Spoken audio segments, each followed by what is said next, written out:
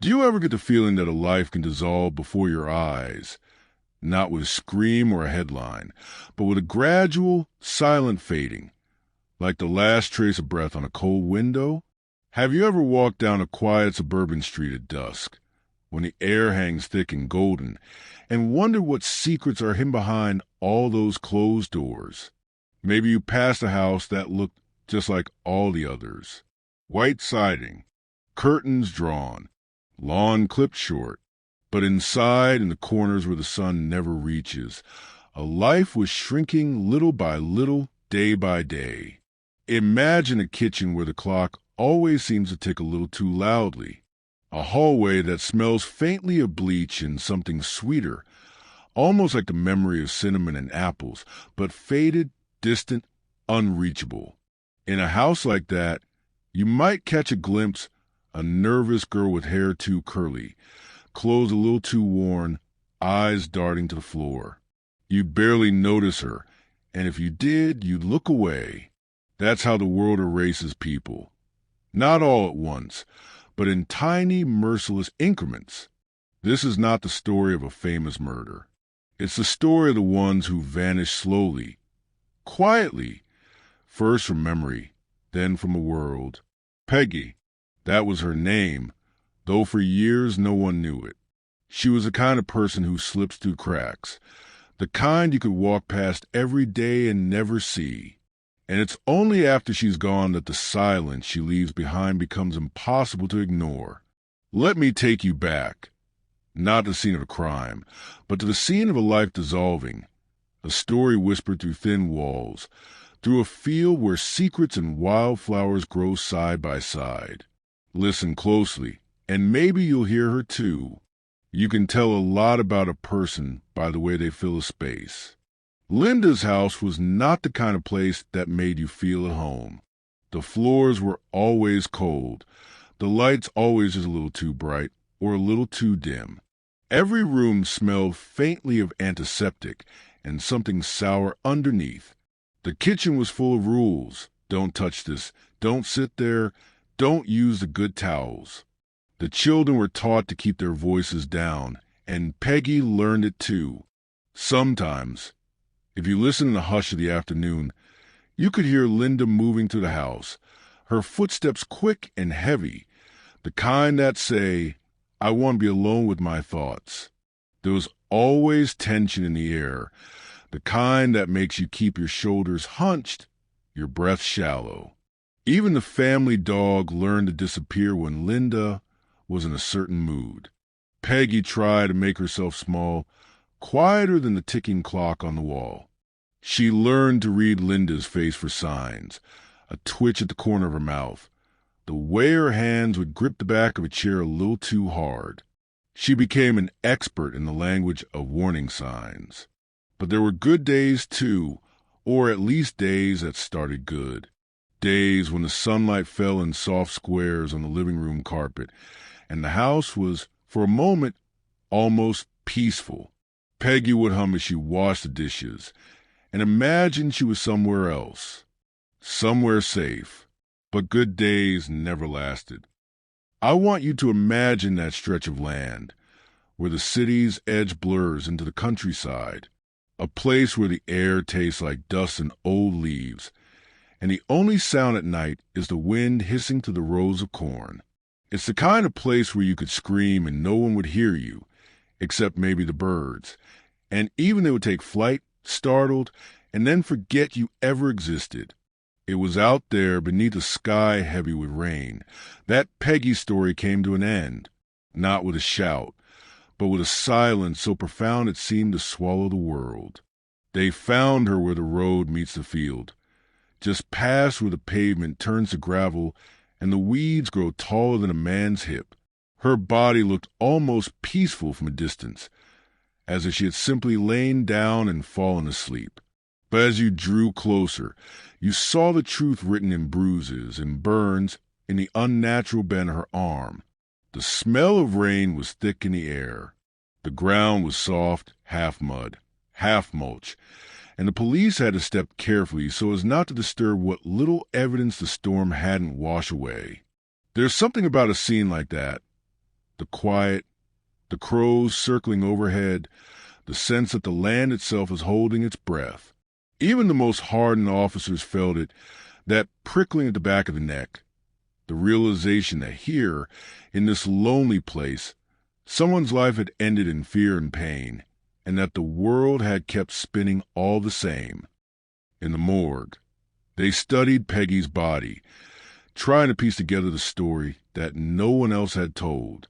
Her skin was a map of pain, burns, old and new, fractures, some healed and some fresh, a nose crooked from being broken too many times. She was thin, almost translucent, as if the world had already started to erase her before she was gone. The medical examiner spoke in low tones, choosing his words carefully. There was respect in the room, the kind people reserved for the dead who died alone. They saw the marks of long-term neglect, the infection that had been left to fester, the signs that Peggy had suffered for weeks, months, maybe years. But the hardest thing to see was the way her hands were curled, as if even in her final moments she had been trying to protect herself, to hold on to some last shred of hope. They didn't know her name. They didn't know her story. All they had was a body and a handful of questions that no one seemed able or willing to answer. People think that horror arrives all at once, a scream in the night, a flash of violence, an ending.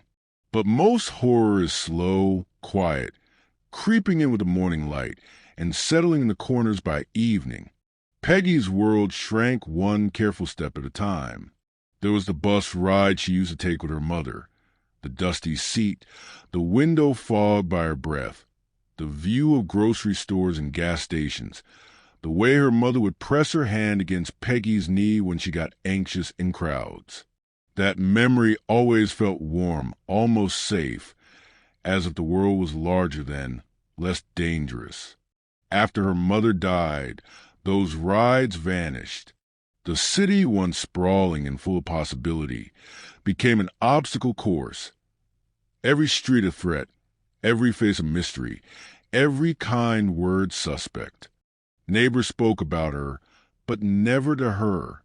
At the corner store, the cashier would give her coins back with careful, polite distance, as if afraid her fragility might be contagious. Even the mailman, a fixture of every American neighborhood, would glance at her with confusion, forgetting her name, pretending not to notice when she stood too long at the mailbox, unsure she was waiting for a letter that would never come. Inside Linda's house, every object had a place, and every place had a rule. There was a chair Peggy was not allowed to sit in, a cupboard she was forbidden to open, a door she was told never to close, and another she must always keep shut. Some days she dreamed in color, soft blues, the green of grass after rain, her mother's favorite red sweater. Most days, her dreams were gray. She would stare at a crack in the kitchen wall and wonder if anyone noticed how slowly it was growing. At night, the house made sounds, the moan of old pipes, the shuffle of Linda's feet in the hallway, the tap of rain against the window. Peggy learned to listen, to measure each sound, to hold her breath when Linda paused outside her door. Sometimes she would talk to herself, in whispers too faint to carry. Simple words, tomorrow will be better, tomorrow she will smile. But tomorrow rarely kept its promise. If you met Linda on the street, you might think she was strict, but kind. She'd ask about your mother, offer advice about cold remedies, shake her head about the state of the world. In the grocery store, she'd organize her coupons, scold the cashier for double bagging, smile a tight little smile at strangers. But at home, behind closed doors, Linda was a different creature altogether. She would tap her nails on the counter, sharp and impatient. She called Peggy by pet names, but always with an edge. Honey, don't touch that. Sweetheart, can't you do anything right?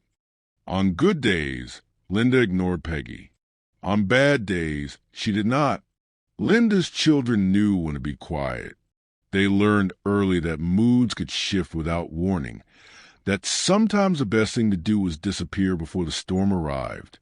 There were moments when Peggy would catch Linda looking at her with an expression she couldn't name, not anger, not hate, something emptier.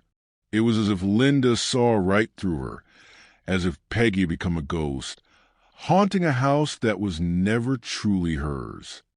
Routine is supposed to keep us safe, to give shape to the days, to dull the edges of loneliness. But for Peggy, routine was a cage. She woke before everyone else, made the coffee, set the table, swept the kitchen floor, folded laundry in silence. She washed the windows, even in the winter, her fingers numb, breath clouding the glass. Her hands were always busy, always raw, the mark of someone whose worth had become the thing she did, not the person she was. Sometimes she watched the other families in the neighborhood, children laughing in yards, a dog barking at a passing truck, the neighbor couple fighting and then embracing on the porch. She wondered what it would be like to be missed if she was gone. Peggy had become the furniture, the background, the silence between commercials on the evening news. And if you asked her, "What do you want?" she wouldn't know how to answer. There's a memory Peggy returned to, night after night, the memory of a kitchen from another time, full of warmth and light. Her mother is there, humming softly, the scent of cinnamon and apples thick in the air. It's late autumn, and the world outside the window is cold, but inside everything glows. The table is crowded with bowls, spoons, and an old radio crackling out a song.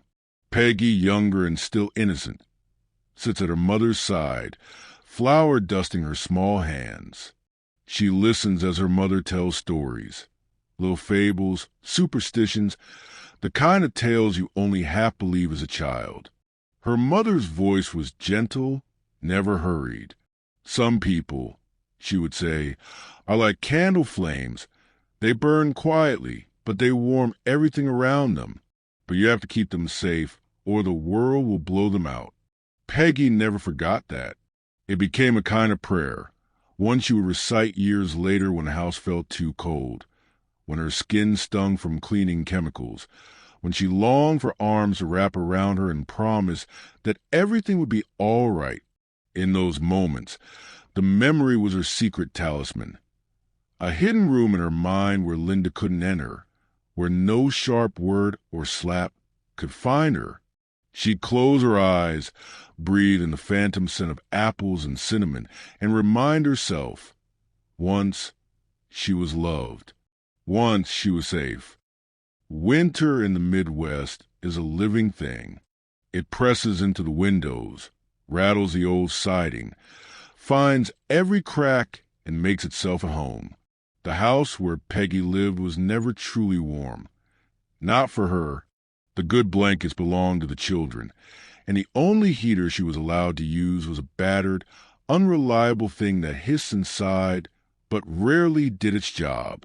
She would wake before dawn, the world outside dark and silent, except for the wind moaning through the eaves. She wore socks with holes in the heels and kept her hands wrapped in a towel as she boiled water for coffee. The smell of burned toast, the faint tang of bleach, the sound of someone snoring upstairs. All the details of a life that was never really hers. Sometimes, standing at the sink, Peggy would let her mind drift back to better winters, when she and her mother would walk the bus stop, their boots crunching in the snow. The streetlights turned the world into a place of quiet, crystalline magic. She'd remember the way her mother would squeeze her hand, how the cold made them laugh, how every breath felt like a promise that things could change. But then the house would wake, and Linda's voice would slice through the silence, and the spell would break. If you believe stories like this should be told, consider liking, commenting, and subscribing. Peggy's days all bled together. If you'd asked her to name one thing that made today different from yesterday, she might have stared at you in confusion. There was always laundry, always dishes, always the slow, aching work of keeping the house spotless. Spotless enough for Linda, who always found something to criticize. Sometimes Linda would come home in a good mood, bring home a treat for the children, and Peggy would watch them unwrap candies, their laughter filling the house for a few fleeting moments. Other days, the house was silent, Linda's face tight with something unspoken, her words sharp as broken glass. Peggy moved through it all like a ghost, careful never to draw attention. She spoke as little as possible, afraid that even her voice might become another thing for Linda to resent. But there were rare, golden afternoons when the sun found its way into the kitchen, and she'd let herself believe, just for a minute, that things might get better. She'd imagined a future where she could walk out the door and not look back, where someone would call her name and she would answer, and for once, someone would truly listen.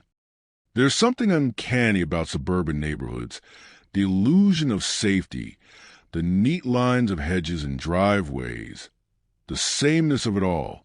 But beneath that surface is a kind of loneliness that settles like dust. Peggy would sometimes take the trash out and pause at the curb, just to feel the air on her face, to watch the neighbors walk their dogs or water their lawns.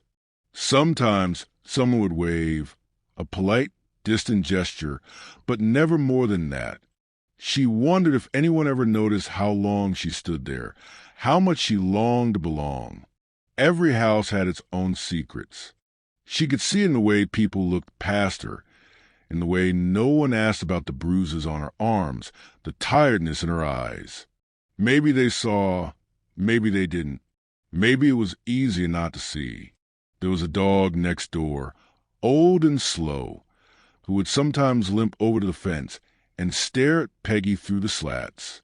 She liked to believe he understood her, that he saw the invisible, that he would remember her if she ever disappeared. The seasons turned, but inside Linda's house, time moved in circles. Peggy's world shrank to the familiar creak of floorboards, the drip of the faucet, the pale yellow of the kitchen light.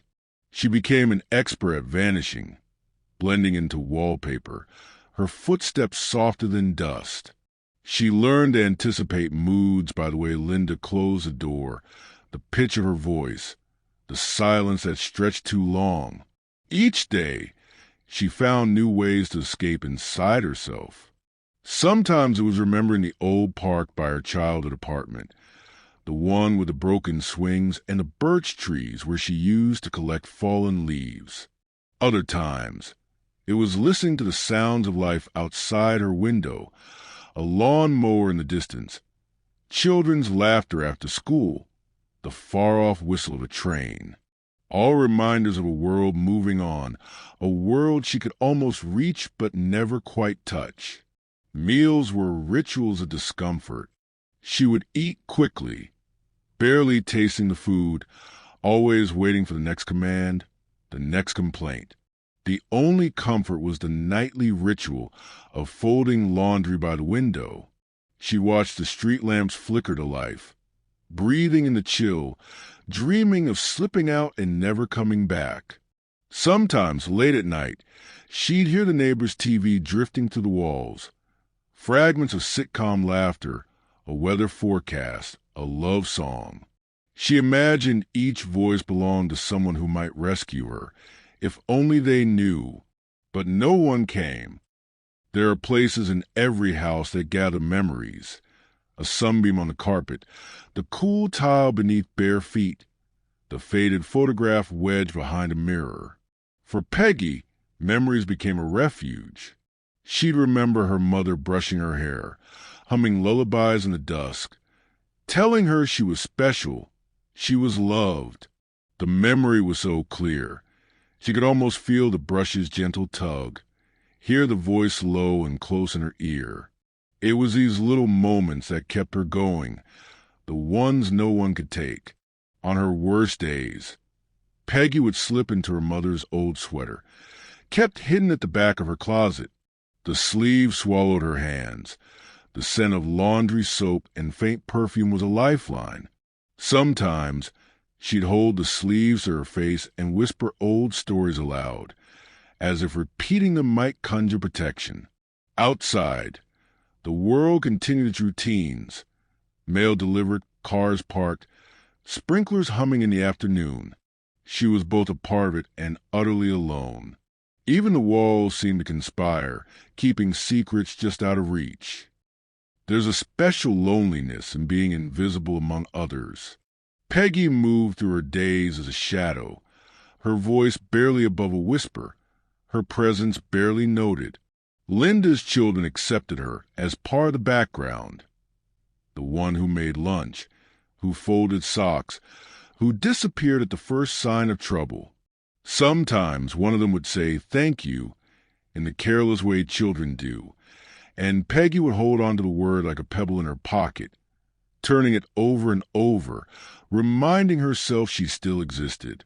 Once, the youngest asked why Peggy always looked so tired. She didn't answer. She couldn't. There was no language for a life lived on tiptoe, for the way fear becomes habit and silence a second skin. Still, there were flashes of stubborn hope. A day when Linda left the house early, and Peggy dared to play music, just a little too loud. A morning when the sunlight spilled across the living room, and she danced, alone, for just a moment, remembering a girl she used to be. But hope, in a place like that, is a dangerous thing. Night was never silent in Linda's house. It was alive with sounds that only the anxious hear.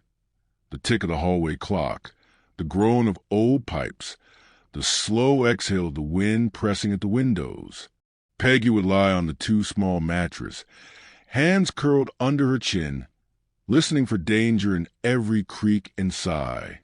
She became attuned to Linda's moods, able to sense anger in the pause of a footstep, the hush that fell before a door opened. Sleep was fitful, more a series of shallow dozes than true rest. Her dreams, when they came, were confusing. Sometimes she ran through fields that never ended, her feet heavy as stone, always searching for her mother's voice, always waking just before she reached it. Sometimes Peggy would press her forehead to the cold window pane and watch the night. A stray cat disappearing into brush, headlights sweeping down the road, the shadow of a tree scratching across the lawn. She would count the stars and wonder if anyone else felt as invisible as she did. As winter deepened, the days became a procession of gray light and long shadows. The world outside felt far away, a different country unreachable. The children grew restless, Linda more irritable. Peggy learned to move quietly, to vanish whenever voices grew loud. There were days when her body ached in ways she couldn't describe. Bruises bloomed like small storms under her skin, old aches layered with new. Sometimes she would lose track of time, staring at the pattern of light on the floor, blinking back tears she never let fall. But there was still hope, flickering in moments. The way the sun would sometimes pierce the clouds and cast a golden stripe across the kitchen table, the brief thrill of hearing a favorite song from her child on the radio, the memory of a kind word. Yet the cold was merciless. Her hands cracked and bled from cleaning. Her shoes were too thin for the snow. Sometimes she watched the frost creep up the corners of the window and wondered how long a person could last on hope alone. There are fears that have names, and those that don't. Peggy's fear was the kind that crept in slowly, settling in her bones, unspoken but always there. She feared Linda's anger, the sudden snap of her voice, the unpredictability that hung over the house like a storm cloud. She feared mistakes, fear being seen and not seen, fear that she would one day disappear entirely, and that no one would notice. But perhaps, most of all, she feared the moment hope would finally leave her, that she would stop remembering her mother's stories, stop believing in escape, stop trying to imagine a life beyond the walls of this house. She wondered, would the world go on just the same as she was gone? Would anyone remember her face, her voice, the girl who stood so long at the mailbox waiting for a letter that never came? Sometimes she would whisper her own name, just to make sure she still existed. Some endings arrive slowly, with a dull ache of resignation. Others come fast, sudden as a storm breaking across a summer field. Peggy didn't know which kind would be hers. She only knew that the days grew heavier, her body weaker, the silence in the house deeper and more complete. The last days were a blur of fever and confusion, flashes of light and shadow, the taste of fear and the distant echo of her mother's voice. She grew quieter still, moving through the world like a ghost, waiting for something to change, for someone to notice. But no one did, and outside, the wind continued to move through the cornfields, carrying secrets, waiting for anyone to listen. It's strange how a person can disappear without a sound. When Peggy's presence finally vanished from the house, there was no chaos, no sirens, no desperate search. There was only a quiet vacuum where she used to be. The empty chair at breakfast, the absence of her careful steps, the silence that grew thick and heavy in the corners. Linda, so skilled at pretending, explained away the absence, said Peggy had moved on, said she'd found another place to stay, said she'd always been a drifter anyway. The children, long accustomed to the shifting tides of their mother's moods, barely asked. The neighbors noticed nothing. Life in the neighborhood flowed around the emptiness like water around a stone. People still walked their dogs, still waved at passing cars, still shut their doors at night and locked out the world. If anyone wondered, they didn't wonder long. The field where Peggy was left was a place of secrets, the earth already full of old bones and lost things, the air sweet with the scent of wildflowers and decay. It was morning when a passerby saw something in the grass. At first it looked like a bundle of old clothes, the kind people toss aside when they no longer care. But as the figure drew closer, the truth revealed itself.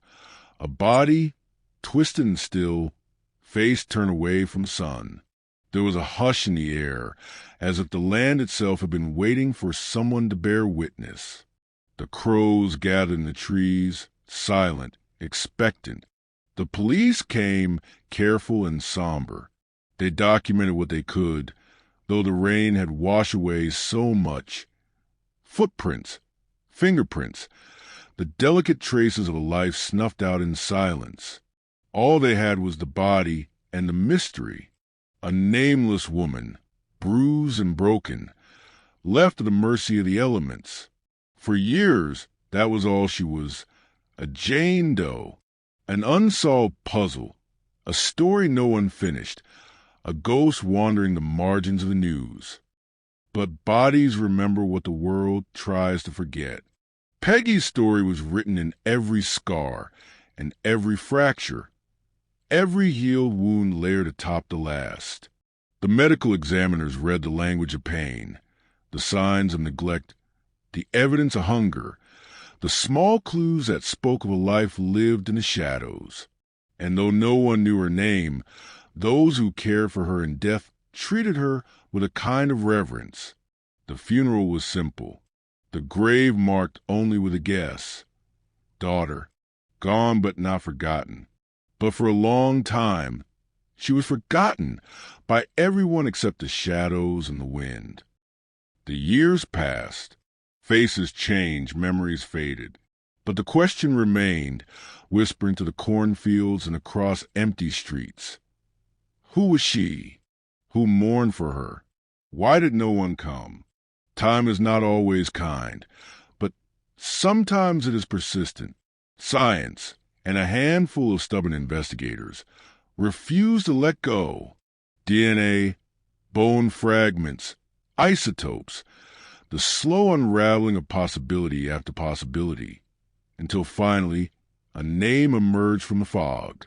Peggy, a girl who had once dreamed in color, who had once believed in tomorrow, who had been erased but not destroyed. The truth crept back into the world, and with it, a reckoning. Linda, so long untouchable, was finally called to account. There were trials, headlines, sentences read in solemn voices. But what is justice in the face of such loss? Can any punishment truly weigh the years stolen, the love denied, the kindness snuffed out before it could ever fully bloom? The world moved on, but the story lingered. A warning, a shadow, a lesson almost too late.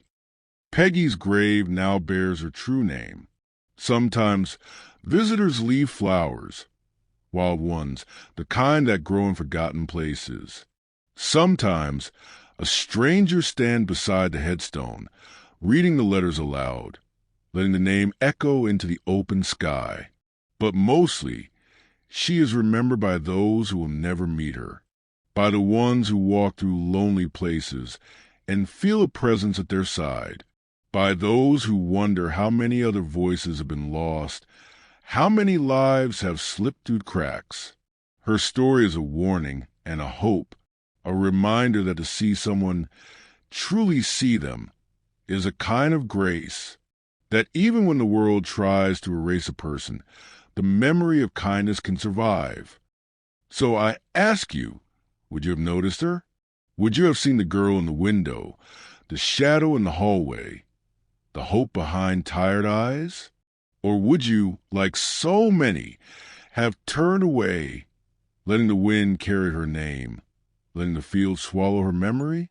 What monsters have we overlooked? What stories are we still failing to hear? In the end, maybe the real darkness is not what's done in secret, but what's ignored in plain sight. This has been a journey into the quiet abyss, where even the faintest voice deserves to be heard.